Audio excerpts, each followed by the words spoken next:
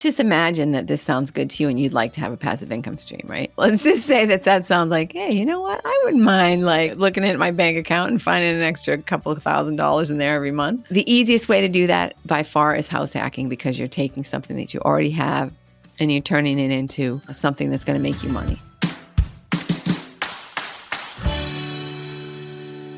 I remember the first dollar that I made passively.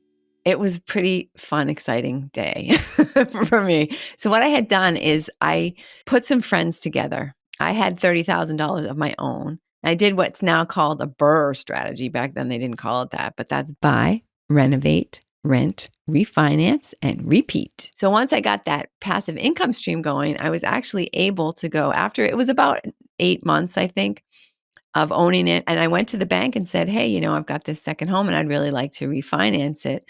And so that's what I did. I had them so I bought it for 90,000. I had them come in, they did the appraisal to decide how much they were going to give me.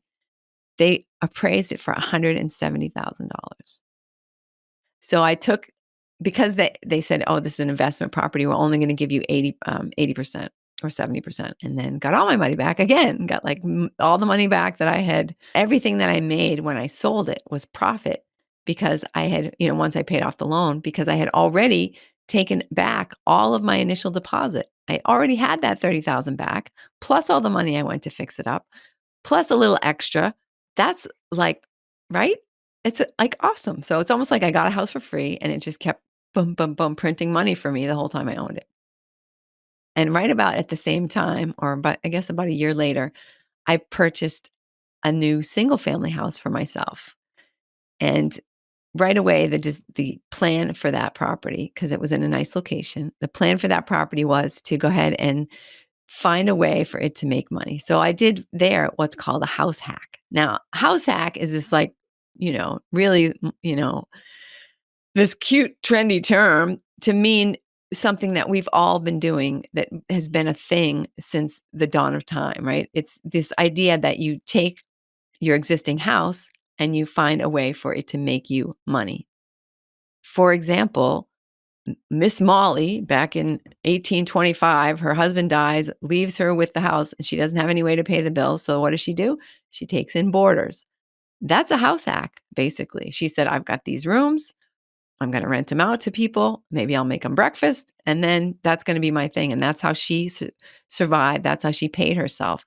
Nowadays, it's so much easier because you've got Airbnb, you've got VRBO, you've got all these great ways to take your existing real estate and find a way to make money. Now, for me, I don't want anybody in my house. I didn't want to rent a bedroom. Okay. I had a 3-bedroom house. I could have rented 2 bedrooms, but I'm like, didn't want to do that. So I actually took the time and the trouble and the money to divide the house in half, made a new kitchen and a new bathroom and a new everything. And now I have 2 houses, 2 side by side units with just one common wall, 2 washing machines, 2 dryers, everything, so that I have my life, I have my house. The people who are coming in from Airbnb or whatever, they have their space as well. And that worked out so wonderfully for me, because the entire time I lived there, the people from Airbnb were paying my rent. I mean, my mortgage. They paid the whole entire mortgage plus all the utilities and everything. I mean, not on purpose, but that's what it ended up being when when you add up all the money that I was getting from them versus all the expenses that I had on the property. And then the house was all done. Like, my side wasn't done right at the beginning. So when my side was all done, everything was all finished. I just got finished on the phone telling a friend of mine, I just finished everything in the house. I have one more door to paint. 2 hours later, the phone rings. Someone says, hi, I'm wondering if you'd be interested in selling your house. And I'm just like, for how much? Right? I'm no fool. Right? So in the end, again, if you look at the money that I actually invested in the property and then the money that I made as a profit when I sold it. So $60,000 investment that I put down on the house. Could have put less down because it was my residence. I could have put down a lot less, but I didn't. I put down 60,000, and then when I sold it, I got more than 8 times profit on that property.